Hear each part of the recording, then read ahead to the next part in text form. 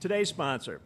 Please join me in thanking our Fueling Ohio's Future presenting sponsors, American Electric Power, represented by Joe Hamrock, and Battelle, represented by Marty Temoujian, and Glenda Holderbaum.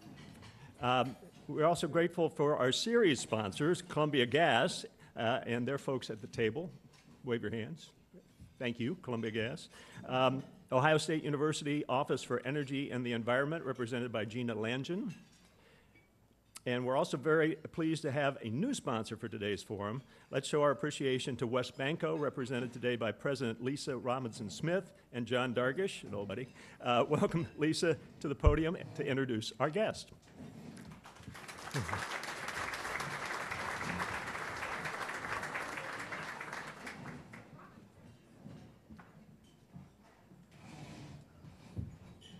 Good afternoon. This is a big crowd up here. It looks very different. I have to put my glasses on now because I won't be able to see anything without that.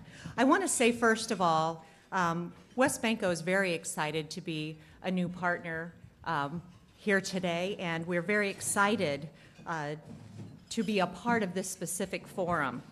According to an economic impact analysis study cited by the Cleveland Plain Dealer, over the next 5 years, oil and gas producers are expected to spend $34 billion here in Ohio in exploration and development, pipelines, royalty payments to landowners, and other leasing expenditures.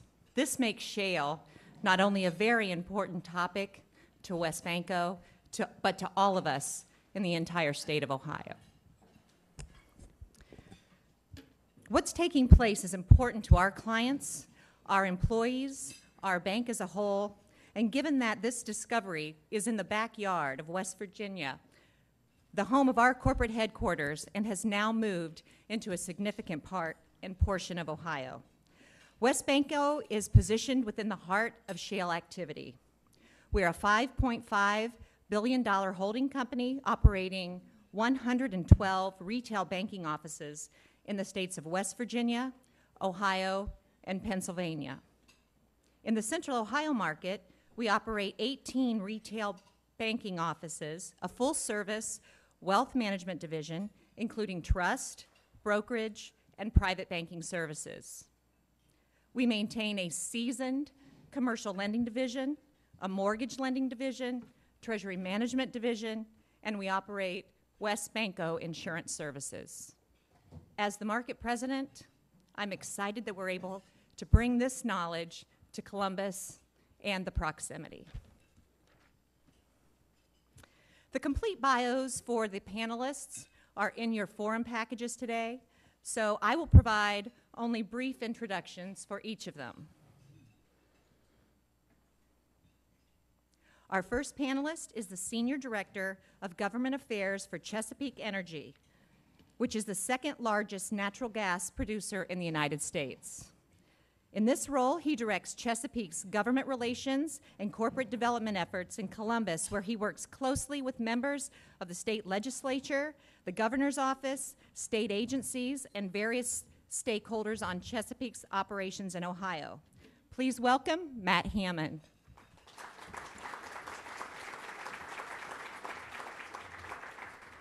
Our second panelist is the General Manager of Non-Conventional Resources for ConocoPhillips. With ConocoPhillips since 1984, he has lived and worked in New Orleans, London, Aberdeen, Houston, Anchorage, Farmington, New Mexico, and Singapore. He has extensive experience in the energy industry in a variety of assignments, from geology exploration and development to business management. Please welcome Greg Leveille. Our third panelist is the Assistant Director of the Center for Economic Development at Cleveland State University and co-author of Shale Gas Coalition, February 2012, Ohio Economic Development Report. Please welcome Dr. Irina Lindell. And finally, to moderate our discussion, we're very pleased to welcome the President and Publisher of Columbus Business First. Please welcome Don DePerro. On behalf of the Columbus Metropolitan Club, our series sponsors, AEP, Patel, Columbia Gas, OSU Office for Energy and the Environment, as well as West Banco. Please welcome our panelists and our moderator. They're yours. Thank you, Lisa. Thank you. It's great to be with all of you today, and we're thrilled to be part of this important discussion. We're going to start by giving each of our panelists a minute or two to tell you about what their responsibilities are, what they do, and the role of their organization in this Utica Shale play, as they call it. But there's no playing around here. This is a very, very serious business. Irene, would you like to start? Sure. Thank you for inviting me. Good day. And our center was invited to participate in a study that we conducted together with Ohio State University and Marietta College on the potential and with emphasis on economic potential for the shale development in Ohio. And in a short period of time, of course, we concentrated on Utica development. We gathered immense amount of data, and we modeled and projected the results for potential for the next 3 years in terms of potential employment for the state of Ohio, gross product, total output sales, and we looked at the different components of the shale development. We looked at the rents and royalties that population will receive who own the real estate where the Utica is happening. We looked at the spending of producer companies like Chesapeake. We looked at the contractors who are available in Ohio and potentially can be employed as subcontractors to big producers. And we look at the following spend through the economy and potential to generate as a trickle-down effect of all these jobs and incomes. And this was my involvement in Utica Shale development, and I hope to stay involved. Thank you, Irene. Matt? My name's Matt Hammond, Senior Director of Government Affairs for Chesapeake Energy here in Columbus. My responsibilities involve a lot of our government affairs effort here, but also a lot of our corporate development efforts around the state, working with various stakeholders on our efforts to develop the Utica Shale. Chesapeake has acquired approximately 1.4 million acres right now here in Ohio, as we've invested approximately $2 billion just to lease land here. We certainly have high hopes for the Utica, but there's still a lot of work left to be done. 7 producing wells so far in the Utica Shale in the state, and those are ours. So it's extremely early in the play, and we're very eager to see what else Utica will produce for us. Great, thanks. And Greg? Yeah, my name is Greg Leveille. I'm the General Manager for Non-Conventional Resources at ConocoPhillips. And what that job entails is being responsible for our new technologies, which we're deploying around the world in areas where there's tough to recover hydrocarbons. And shales turn out to be one of those rock formations where getting the oil and gas out of the ground is rather challenging. But our industry's made enormous advancements in the last 10 years. We've gone from being an industry which was looking for opportunities largely overseas to an industry that's today concentrating back on oil and gas opportunities in America. And very exciting time for Ohioans here. You've seen the explosion in natural gas production, and oil production is coming just behind that. And that's creating jobs across our land. It's creating jobs here in Ohio, and I think just a wonderfully exciting time for Americans in general. And ConocoPhillips is very excited to be part of the oil and gas industry and leading this unconventional reservoir revolution, which is going on in our nation today. Thanks. Matt, let's jump in and talk about the big news that Chesapeake announced just in the last couple of weeks. You're going to develop 2 processing plants in eastern Ohio, talking about an investment of $900 million. I know plans are very preliminary, but why don't you tell us a little about the location, what those plants will be doing, processing gas and oil, and the outlook for job creation. Yeah, absolutely. Last week, we announced a $900 million deal with Momentum and Intervest Energy, who we've actually have a pretty good partnership with Intervest here in Ohio. The processing plant that was announced that's going to be in Columbiana County is just outside of Kensington, And what that processing plant is actually going to do is it's a cryogenic processing plant, so it's going to reduce the temperature of the gas to extremely low levels. And then it will actually be shipped in a pipeline down to a fractionation facility, which is in Harrison County, and I'm actually not quite sure exactly where that location is going to be yet. At that point in time, all the different hydrocarbons at that fractionation plant will be stripped out, separated, and a lot of the, for example, ethane has the potential to be either shipped in a pipeline to another ethane cracker plant, or over the years potentially if Shell does build an ethane cracker plant in Pennsylvania, it can go there. I think one thing is important to remember is that without I would say E&P companies' investments in Ohio, without a cryogenic processing plant and a fractionation plant, there is no ethane cracker in the East. While I think Ohio was probably pretty disappointed that the cracker didn't come here, there's still a lot of investments to be made, a lot of midstream investments to be made. I know Mark West made a similar announcement recently. So what I would expect in terms of job creation, plans are, like you mentioned, are pretty preliminary, and Momentum's actually going to be doing the work on that, so I would have to defer to them on some of that, but you can expect hundreds of construction jobs on the processing plant. So I think it's just another large investment in Ohio that we're certainly happy to be a part of, and putting more Ohioans to work. I don't know if we all understand all of that, but we'll just go on to the next question. We'll talk about that cracker plant maybe in just a couple of minutes. Irene, two local economists, Bill Lafayette and Jim Newton, both agree that some of these job estimates for this newfound industry in the Utica Shale play are, a little bit exaggerated. We've seen anything from 20,000 potential jobs to 200,000 jobs.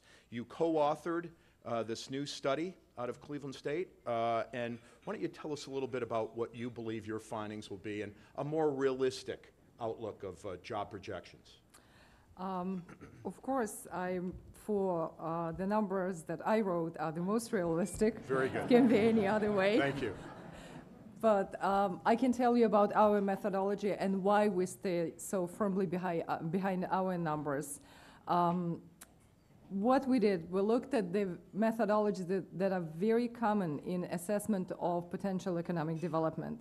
And then we switch our heads from being optimistic to being very careful and very conservative. And we looked at all numbers that we estimated on amount of spending, projected spending for, that will be done in Ohio for the next 3 years. And we were another head, becoming even more pessimistic and say, well, what if this doesn't happen? What only if half of that would happen through only half of Ohioans being given these contracts, and 50% would be given to West Virginia or Pennsylvania crews. And so we went through these procedures through every single spending we project that would happen in Ohio as of for Utica Shale, but not necessarily be given to Ohio companies and Ohio contracts.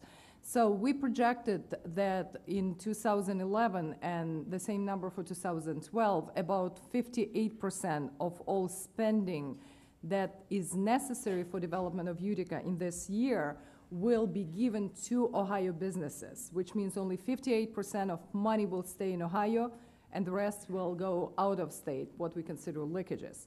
The money that will stay in Ohio will create jobs and support already existing jobs. So we never claimed that it will be 65,000 of new jobs. There will be some new jobs, some existing jobs. And there is a very easy example on existing jobs. You have a law firm that is already in business. You have lawyers and paralegals. These companies will get more contracts out of Utica. It's not necessarily they will hire new lawyers, but they might hire a couple of paralegals. There are construction companies that are repairing infrastructure right now, and this money are draining out. So instead of laying people out, they might get contracts from Chesapeake to prepare the sites for drilling and prepare the access road and other physical infrastructure. So it's both new jobs and existing jobs. And it's a very important, because people usually comment this as a new job, so where are these jobs? Show me the employment growth. So being so conservative, we can firmly say that this is what at least will happen in Ohio. Well, that's not 200,000 jobs, but No. 65,000 jobs is an awful lot of jobs, so that's great. Rich, I hope you brought a lot of business cards today. Greg, you're native of Western Pennsylvania, so even though you're out of Houston, thank you for coming up to visit today. Now, ConocoPhillips is not a big player in the Utica Shale play in eastern Ohio right now, but you're here and you're visiting. You're from this part of the country, you know what's going on. Is this kind of a wait-and-see mode for ConocoPhillips? Do you see yourself possibly getting deeper involved in this as time goes on? Yeah, great question, Don, thanks. When you look across America today, there are a number of shale opportunities which are developing at a very, very rapid pace. So ConocoPhillips is one of the largest players in many of the opportunities you read about in the paper, the Eagle Ford play in Texas, the Bakken Formation in North Dakota.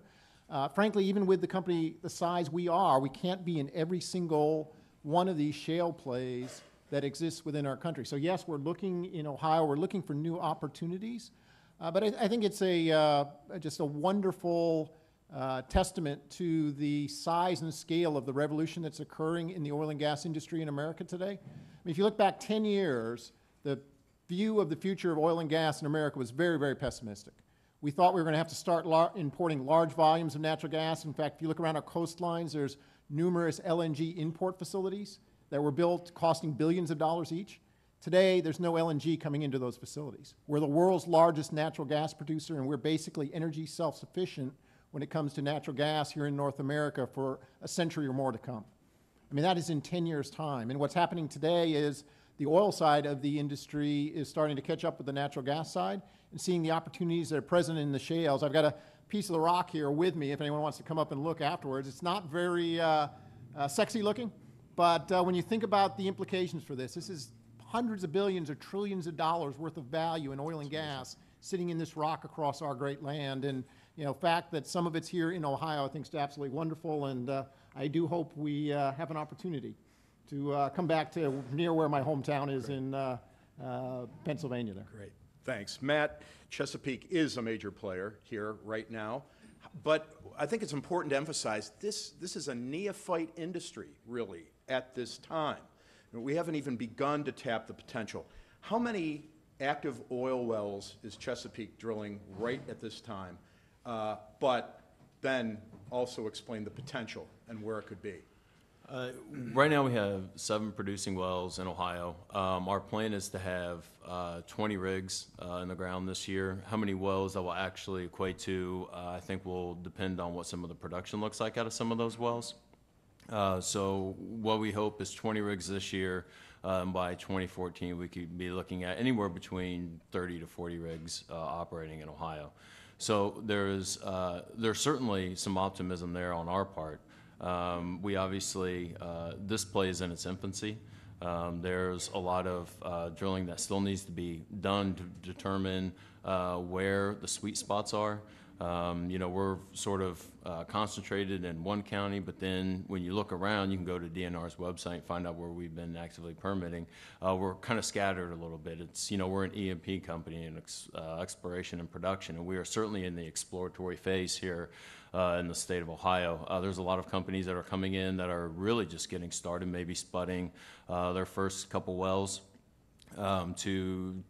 that are in a lot of different areas than we are. So I think that this exploratory phase is going to last quite some time, really, and that's pretty typical for a lot of these shale plays, because you're just really never sure, no matter how much 3D seismic core samples you might have, you're never really sure until you drill a well, you complete the well, and you have something producing. All right, so you're producing out of 7 wells right now. How many oil wells could you guesstimate are producing oil and gas in Ohio right now?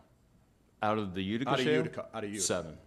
That's it. 7 horizontal wells are, and they're all ours. Mark Kwame, who is Governor Kasich's Jobs Ohio guru, says we need at least 60 active wells producing oil and gas before we truly know what's down there. Now, do you agree with that estimate, 60 wells? And still, that's still a small number of wells in and of itself, too. Yeah, absolutely. I mean, when you look at other shale plays around the country, and as you can probably know from experience, 60 wells is not a lot, especially when you start talking about pad drilling, and you can have 6 to 8 wells off of a single pad. We have a significant leasehold that could support thousands, maybe 8 to 10,000 wells that we could drill in Ohio. So when you look at, let's say, Northeast Pennsylvania, how many thousands of wells that are up there, and they're 5 years into it, I don't know exactly what their well count is in Northeast Pennsylvania. 60 wells is very minimal. So I don't know that there's this magic number that says, okay, after 60 wells or 50 or whatever it might be, that say, okay, we know we have a play. I think it's going to take a lot of producers coming into Ohio to figure that out. I don't think it's something that, we might be able to determine that for ourselves.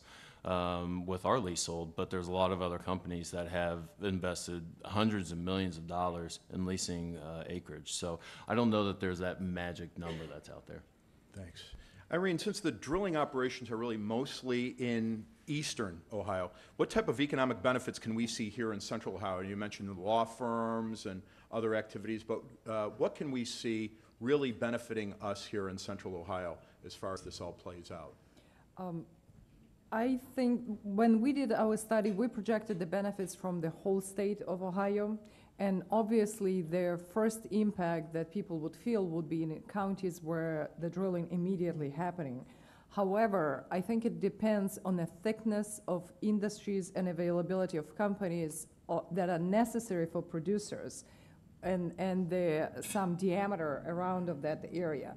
So if it's a crew that does work construction, it could be from central Ohio, could be from northeastern Ohio. I don't see why they can't get these contracts. So I think it's really an alignment of skills and companies that are required for the operations that will be on the field, and not so much the distance within the reach.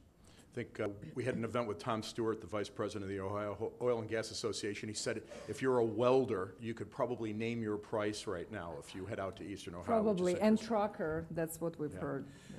Greg and Matt, maybe both of you can take a stab at this, but for the benefit of some in the audience this morning, if I was looking for work and I wanted to explore opportunities in this industry, what could I do?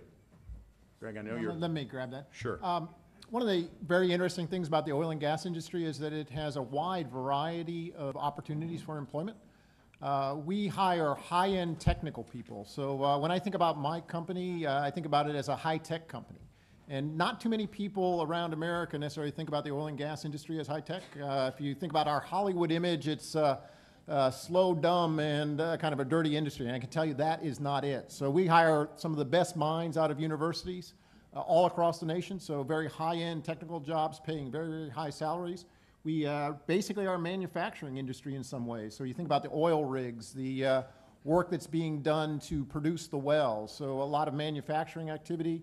And Irina mentioned the trucking, the pipeline. So it's a huge industry. It creates a wide variety of job opportunities, and many of these are very high-paying, good jobs, types of jobs that states would love to have within their borders. So great opportunity for people looking for work and trying to find an industry with a lot of growth potential here in America.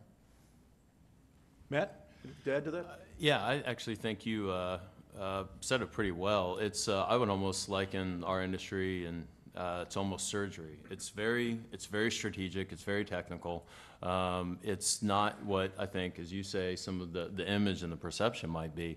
These are brilliant people that are out there running some of these rigs that have been, petroleum engineers that work for us either in Oklahoma City or out in Ohio and West Virginia. I think Ohio is very lucky to have Marietta College here that has one of the top petroleum engineering programs in the East.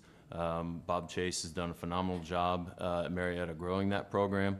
The opportunities out there are endless. I mean, you think about just the supply chain side of things, even getting away from the rig a little bit, and everything that we need to be able to drill a well. 450 people, over 145, 150 professions to drill a single well, and those are a lot of people who touch a single well that's on a pad. So it's the opportunities are out there. I mean, welding, CDL drivers, a lot of trucks that are out on the road. So, you know, for people who are interested in getting in this industry, for even young people too, I mean, I think that for our industry, it's important to get folks at a very early age to at least get them interested in the oil and gas industry and the opportunities that it can provide for them here at home, and not, you know, going to Marietta and then going out to the Middle East somewhere. So it's an opportunity for them to get a phenomenal education, get in a career field that they can make a lot of money, and stay home. And of course, we have to mention the potential, the housing industry and what this does for housing. Professional services, people who need insurance, they'll need legal services, they'll need accounting services, they'll need all of those types of services. Catering companies, food service providers, all across the board. Why don't we all of you can really chime in on this. But you mentioned the cracker plant that Ohio did not get. It's going to Western Pennsylvania. We are getting the huge investment from Chesapeake. Can you just, and Matt, maybe you could start, but in a simpler form, if my 15-year-old high school freshman was here, who's probably brighter than me anyway, but explain the process of pulling the oil and gas out of the ground. And I'm told that as we move west into the state, the closer to Columbus, it's wetter, which means we have more oil closer in. The farther east, it's drier, it's more natural gas. What it goes through your plants, your potential plants that will be developed, and then going into this cracker plant.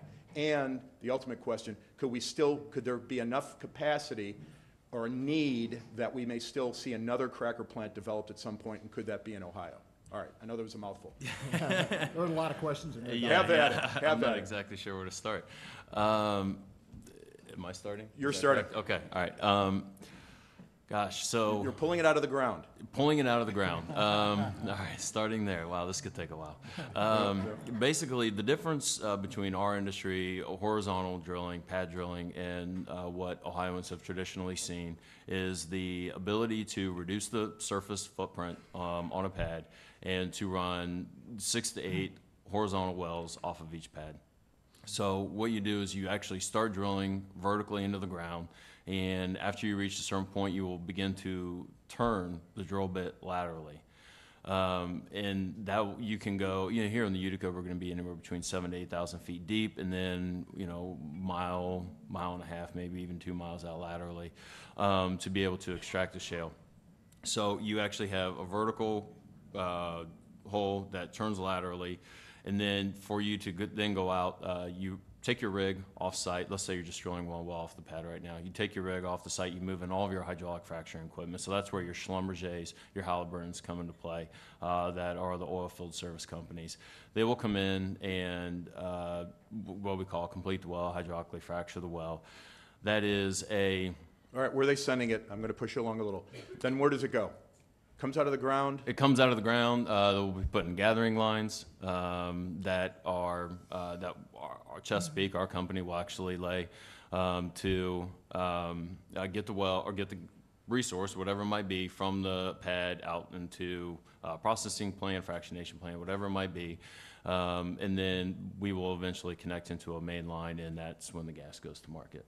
Great. Craig, would you like to add anything to that? Yeah, when I think about the oil and gas industry, I think about all of the end uses of our products. So you think about your homes, the heating, the lighting, the cooking on the stovetop, the electricity that powers our factories. So natural gas plays a huge role in that space, and having abundant, clean natural gas is going to be a boon for our country. On the oil side, as I was mentioning earlier, we have over the last many decades, since the 70s, seen less and less oil production. But that's going to be coming up again. You think about oil mostly as far as the fuel it turns into transportation fuel, gasoline and diesel. But I think the thing that's important for Ohio, when I think about Ohio, I think about manufacturing industry, right? That's kind of the bedrock of Ohio.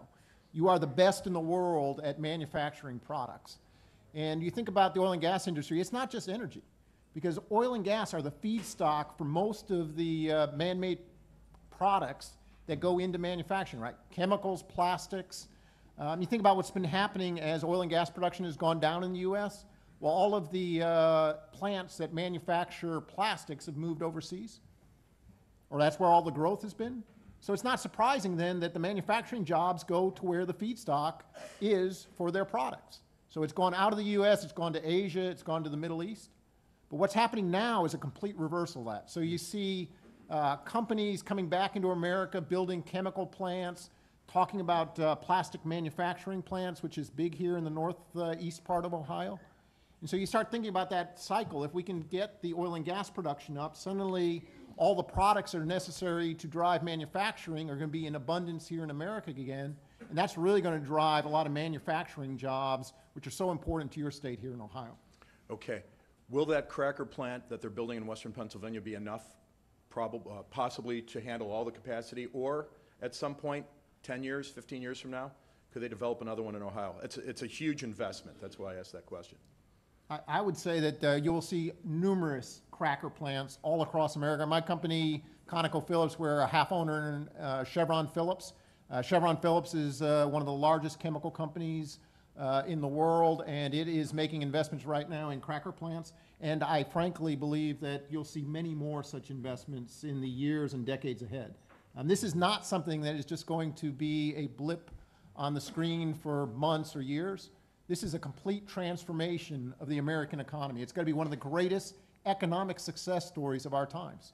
Let's ask the consumer question. I gassed up Monday. I was happy it was $3.65. Tuesday it was $3.99.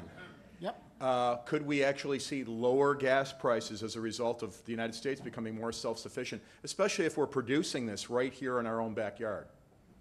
So what do you think? Lower gas prices, lower natural gas prices? If you look at natural gas, today America has the lowest natural gas prices in the world. It's about $2 to $2.50 per 1,000 cubic feet. So that's a measure of volume for natural gas. In Europe, it's $10, and in Asia, it's $15 to $20. On the oil side, the oil market is much better connected around the planet, so you don't see that type of differentiation. Although West Texas crude is selling for $10 to $15 less than Brent crude, which is the worldwide market. So you're already seeing about a $10 to $15 disconnect on the oil side. But the big driver on the oil side is all the demand coming out of Asia. So I lived 2 years in Singapore, and it's incredible the amount of economic growth that's happening in Asia. If you go to China today, if there weren't Chinese people in Beijing, you couldn't tell Beijing from New York or London or Paris. I mean, it's a modern, vibrant city, and you wouldn't know where you are on the planet. So all that demand in Asia is driving up the demand for oil, and supply hasn't kept up. Well, you know, Don, you asked a question, could oil production from shales in America help? You bet. I mean, what we're interested in is finding supplies of oil which will benefit, you know, not just our company, but really our country. Irene, would you like to, can you discuss the geographic boundaries? Because this is actually a lot bigger area geographically than people think it is. I mean, it really starts just east of where we are here in downtown Columbus, does it not? It does start, and it captures a lot of state of Ohio. However, I think that those 60 or whatever magic number is, first wells that will reveal the production will also dictate where the main development will be happening, because not all Utica would be uniform in terms of product. We have more dry part of Utica, more wet part of Utica, and at least the signs that we've heard from Chesapeake that is moving the rigs from the gas production in Pennsylvania, the companies are more interested to develop a wet part of the Utica. However, I just want to also add that doesn't matter, even if it would be a more narrow strip throughout the Ohio, you should also think about economic development perspective in terms of how this product is moving out of well to the cracker and beyond. At every segment of this movement, there will be construction and potential for Ohio companies to do this construction. There would be demand for maintenance, because this infrastructure is here to stay, and all landmen and engineers who will maintain the midstream infrastructure, pipelines, processing plants will be here from Ohio, and that's a new jobs. So you need to think about the cracker, whether it would be one cracker, or we've heard from midstream companies it could be up to 3 crackers capacity, enough production out of Utica. That's all going to stay here as an infrastructure that needs to be maintained. So it's a huge economic development potential, whether it's even if the production itself would happen on a more concentrated geographic area. The potential is for whole state of Ohio. And Matt, very briefly, this is making a lot of Eastern Ohioans very wealthy with selling the rights to drill on their property, creating all types of new income streams for people who maybe bought land to put a cabin on to do some hunting in the fall or whatever. Tell us a little bit about those oil and gas lease rates that Chesapeake is paying to some of these people.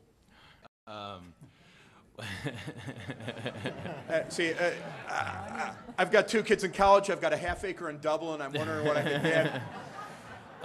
You know, if I could create another income stream there, I'll put a well on my backyard. I don't. I'll answer you this way. Without getting into the specifics of some of our leases, I've heard rumors out there that are floating around that now you could see rates as anywhere as $3,500 an acre to $5,000 an acre or more. Right, and that's so that's $5,000 an acre, and then how much? Then beyond that, traditional leases will be 12.5%, but that's really not the case anymore in Ohio. I would say right now you're probably getting anywhere between 18 to 20% of the royalties. 18 to 20% of the royalties of the gross rate of that oil and gas being pulled out of the ground? Yeah, you get, on your royalties, you get a check every single month in the mail for the life of that well as it produces. So it's a constant stream of income. Sign me up. Sign me up. That's great. Well, as is tradition here at the Metropolitan Club, they always leave time for questions from our audience. So we'd like to start right in on that. If you have a question, please go to the microphone, introduce yourself, ask your question, and we thank you in advance very much for not making long editorial comments. Go right ahead. No editorial comments. William Goldman. Dr. Lindell, the governor of Ohio, Kasich, is proposing to increase severance taxes. Those in opposition say that that will inhibit investment in Ohio. Do you have an opinion? Of course, I do have an opinion. I think it's more than just a tax number will influence the decision of companies. Any taxes upset companies towards which it's applied. However, I think that we might expect more influence out of the price of the product at which it sells on the market than from the tax itself. Thank you. Hi, I'm Jenny Schimbach. I own Patty Cake Bakery, which is a local bakery. One of the reasons I'm so concerned about this is that I have plans to move our wholesale operation into rural Ohio, and I'm concerned about where to be for that. I consider 2 of our greatest resources in Ohio to be agriculture and fresh water. As an Ohio food producer utilizing both of these things, I'm very concerned with the negative impacts to local produce, drinking water, air quality, and climate that studies, including industry data, recognize as par for the course in this industry. Given the significant costs and risks that this boom brings, I'm wondering how long you're projecting this boom will last and what bust is going to look like. Thank you. You knew the environmental questions were going to come, and there's going to be a second part to this event where we will address the environmental aspects of all this industry. And Matt? as a business owner, I'm concerned about these things. Absolutely. How long is this going to last? You could be drilling here for decades. This is not as you... I've seen 30 years, is that right?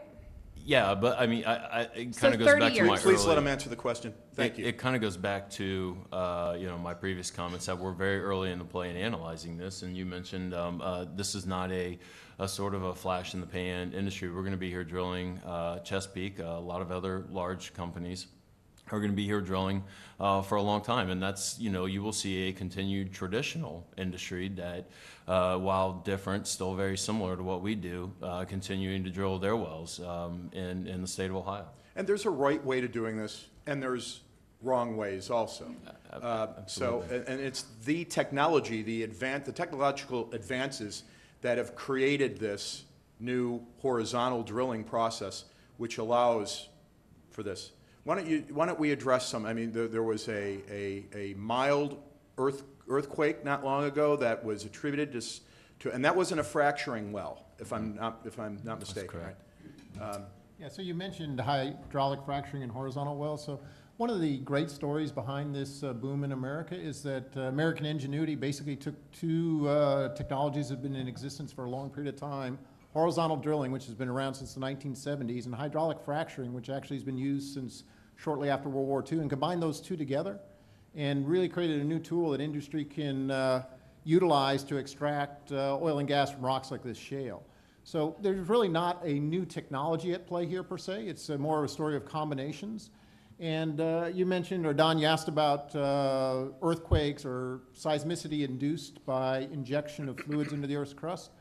If you look at the injection industry, it is also a very old industry. There's 144,000 injection wells in the U.S., and every year 750 billion gallons of fluid is put into the Earth's crust in these injection wells. The vast majority of those wells, or essentially all of those wells except for a few cases like the one here in Ohio, operate and have been operating for years or decades without problems. I think what you saw here was a situation where it was an anomalous occurrence.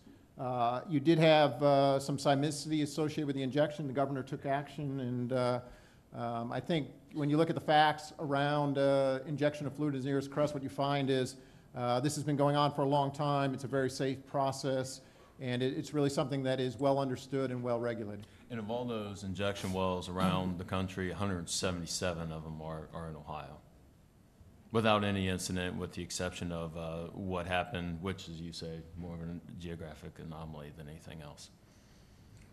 Yes. My name is Martha Trout. I want to clarify something, and I think I heard earlier. You said the driller would go down 7,000 to 8,000 feet deep and then horizontally for maybe 1 to 2 miles. Does the driller have to have a lease for the entire land above that 2-mile spread before he starts? It's a very good question. Absolutely. If we are drawing your mineral rights, you know, it's say there's a surface, you know, we obviously have a pad that's a surface lease, and then we have to lease the mineral rights for as far out as we drill. And in which direction do you decide the horizontal drilling goes? I mean, how do you know? North, south, east, west? Well, that's kind of the, if you take a pad right here, this is your drilling pad, you put your rig right in the middle, you can go out various different ways. How you decide that, there are people in Oklahoma City that are a lot smarter than me to figure that out, but it's based off of a lot of data that we'll take, whether it's 3D seismic or whatever it might be. I see. Thank you. You're welcome. Hi, my name is Mark Matson, and last summer I rented a motorcycle and rode around North Dakota, which I believe has the lowest unemployment in the country, largely due to this industry. And I went from the east side of the state to the west side of the state. The difference between the two sides was remarkable because all the economic boom is in the western part of the state. My question is about unintended impacts, because what I saw in the western part of North Dakota was a lot of roads, county and state roads, that were totally inadequate for the traffic that was being, so they had to tear them up and completely lay new road bases. A town called Watford City had 8,000 residents and now had a net input flux of 10,000 people. So they had to put temporary housing all around the outside of Watford City, which created pressure on rents, which I was told by some expert at the bar next to me was forcing people to move out of Watford City because the pressure on rents and so forth. So what I saw was a lot of stress on the local, towns, cities, and counties and state. So I'd like to ask, my question is about factoring that in, because we've heard all about the benefits. I can Right take ahead, at least the part about roads. Our industry, I think, has a pretty good track record of taking care of roads. I can only speak to Chesapeake. In Ohio last year, we spent $27 million in our operating area on public roads, the actual public road, not the access road into the pad, but public roads. This year we're projecting, as our rig count increases, so will our investments on local public infrastructure. I think you could see anywhere between $60, $70 million that we'll spend, one company, on local infrastructure in Ohio in 1 year. And that's just us and not accounting for all the other operators out of there. So ultimately what you'll see is, at least what we have seen, and you can go out to Carroll County and talk to the engineer and some of the areas where we've been drilling, are roads that look better than what they had ever looked, ever. Irene, did your research look into that at all?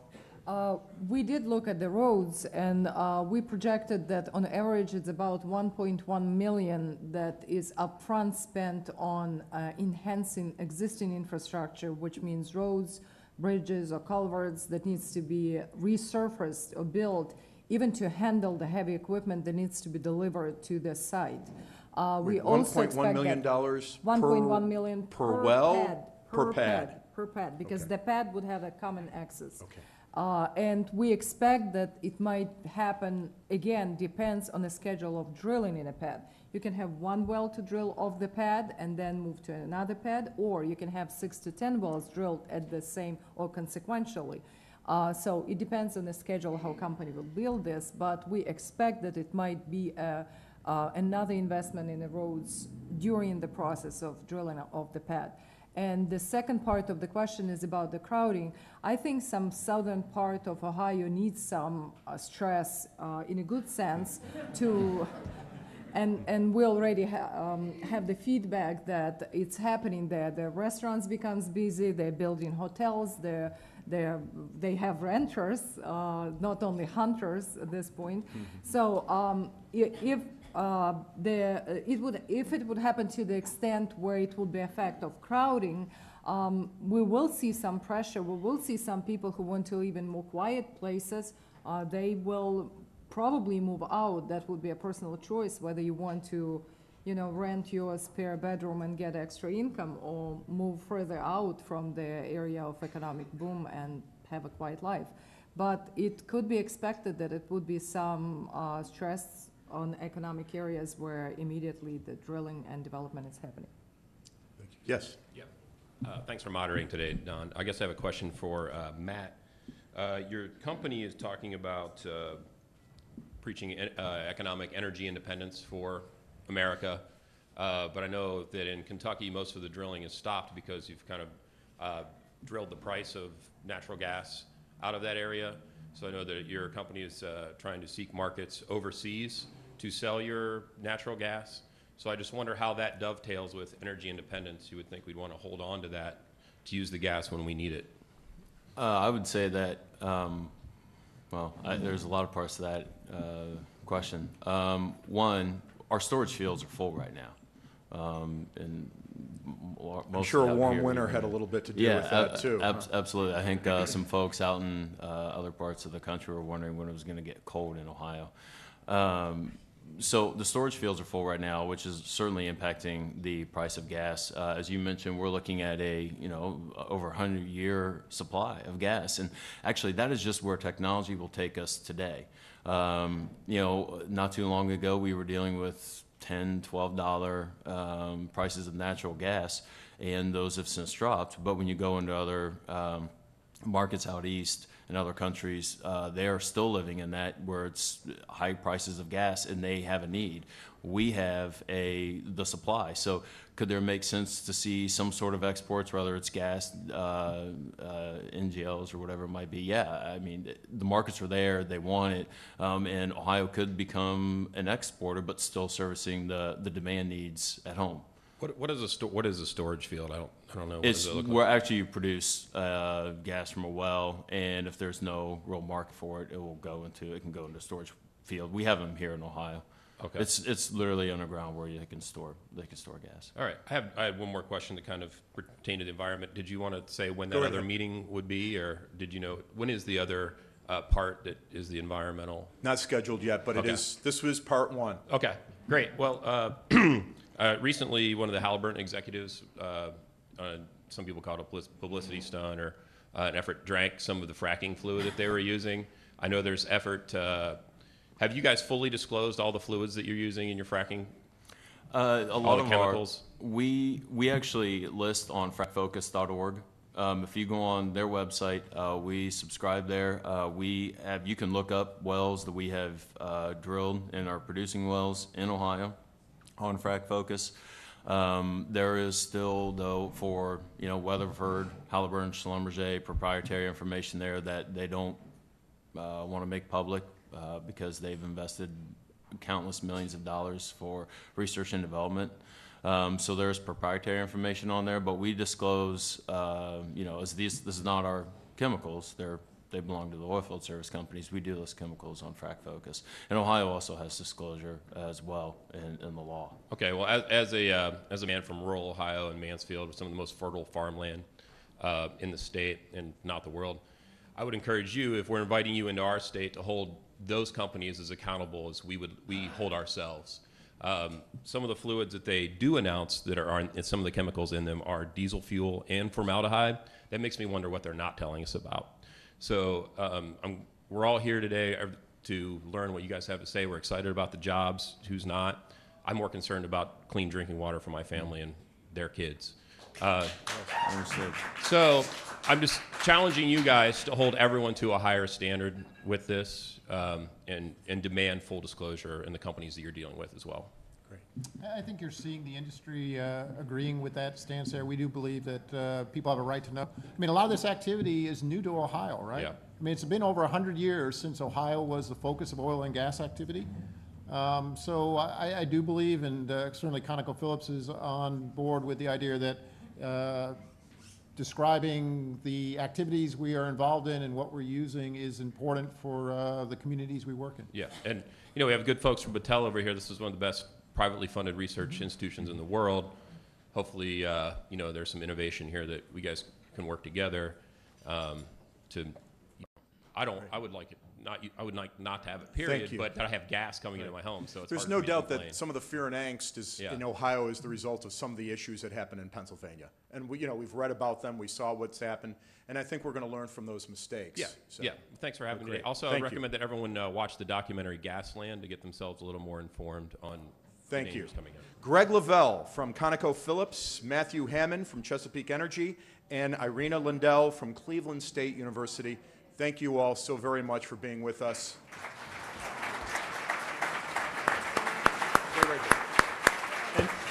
And thank you, Don. Great job. Thanks for moderating. Sign up for next week, Port of Call on the Silk Road. There's a lot of things happening in Ohio. It's all good. Thanks to AEP, Battelle, Ohio State, and everyone else who attended today. Thank you very much.